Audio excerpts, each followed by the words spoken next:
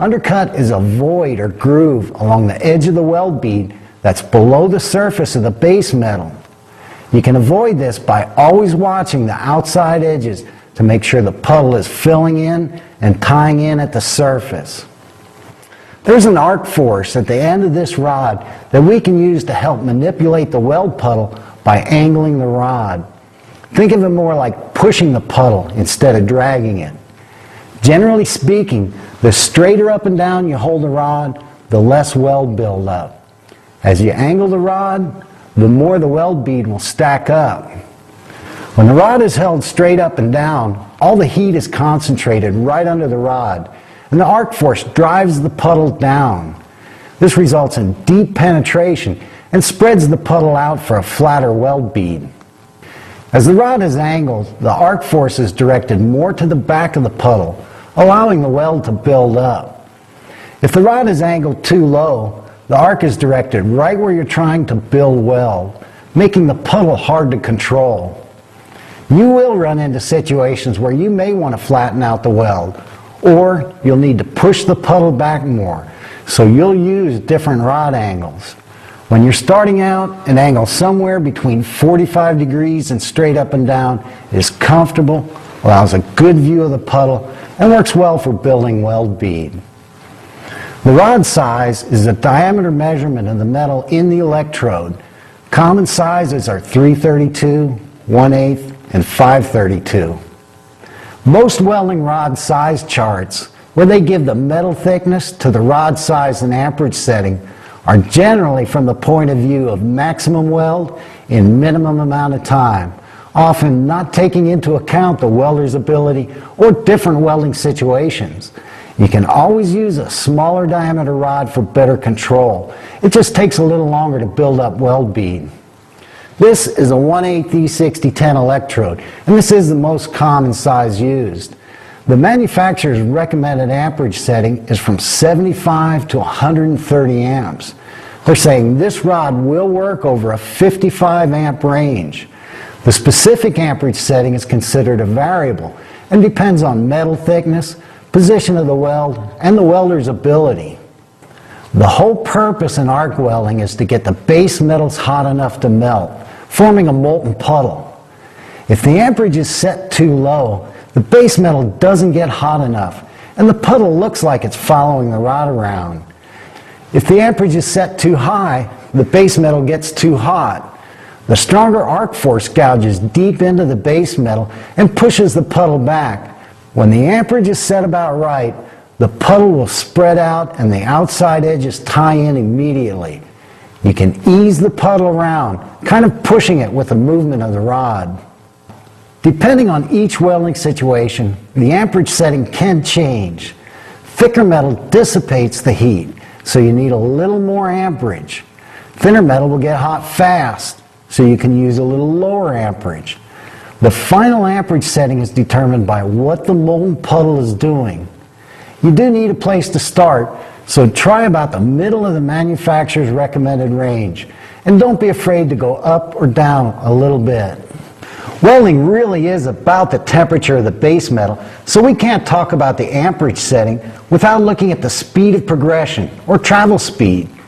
The faster you move, the less time heat is put to the base metal, so it stays cooler. When you move slower, you're putting the heat to it for a longer amount of time, so the base metal gets hotter. When you move too fast, the metal doesn't have time to heat up, so the weld bead just skates across, not getting any penetration. If you move too slow, the metal gets extremely hot, causing the puddle to spread out, making it hard to control. When the travel speed and amperage setting match, the puddle spreads out, but it's still controllable. The sides tie in, and the weld builds uniformly. As you gain more control of the rod, try using a slightly higher amperage setting and increasing the speed of travel. The higher amperage setting provides better penetration and a smoother finished weld bead. Try to weld as hot as you can control the molten puddle. To finish a weld bead, add a little extra metal before you pull out, to avoid leaving a crater that's below flush with the surface of the base metal. Circle the rod once or twice, Then bring the rod up and back over the weld. While different rods may not look quite the same, these are the basic steps for all the welding rods. Scratch to get the arc going. Start the puddle wide enough to keep the weld a uniform width. Maintain a uniform arc gap with an amperage setting high enough to let the puddle spread out. Ease the puddle around using the force of the arc and watch the sides and the weld build up. Add some filler metal before pulling out over the weld bead. That's about all there is to it. For 60-10 in the flat position, try a circular motion and angle the rod to build up weld.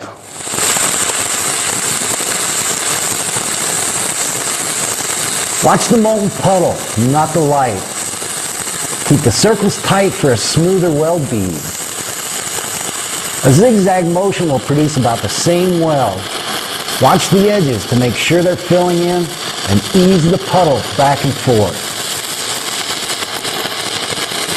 Because of the strong arc force and light slag, you can also use a whip or step motion, and this is what makes the fast freeze rod so versatile.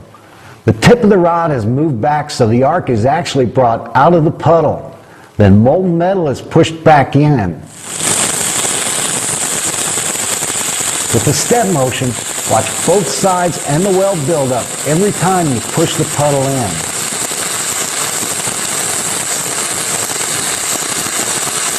This kind of rod movement can be used for deep penetration by digging down on the backstroke, then filling the gouge in. On thinner metals, where you don't need a lot of penetration, you can puddle, then long arc to let the weld bead cool, and puddle again. The thinner the metal, the faster this goes. The step motion can also be used to fill gaps in poorly fit joints. Keep the rod deep in the gap and bring it back, allowing the metal to cool. Then push a little more metal in to fill the gap and let it cool again. The step motion may not always look real slick, but it's usually covered with another pass. So far, we've been welding in the flat position. For a vertical with 60-10, you can run either uphill or downhill. Downhill is easier, but there's less penetration and weld buildup. Because heat rises, you're welding away from the heated metal, so you can use a slightly higher amperage setting. Watch the sides and the weld buildup. Try a circular, zigzag, or step motion and angle the rod up a little so the force of the arc helps hold the puddle up. With a circular motion, keep a steady arc gap and ease the puddle around. Move fast enough to stay ahead of the molten puddle. If the puddle wants to drip down, try moving faster, or maybe even a slightly higher amperage setting. When you weld uphill, you'll be welding into the heated metal, so turn the amperage down a little. Angle the rod up so the force of the arc doesn't blow the puddle out. An uphill weld really gouges into the base metal, making undercutting a potential problem. So pay particular attention to the sides of the puddle and watch the weld build up underneath the rod.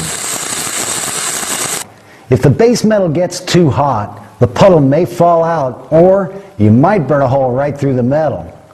Mess with the amperage setting and your travel speed until you can carry that puddle right uphill. A horizontal weld is a cross, and you want to angle the rod to push the puddle up.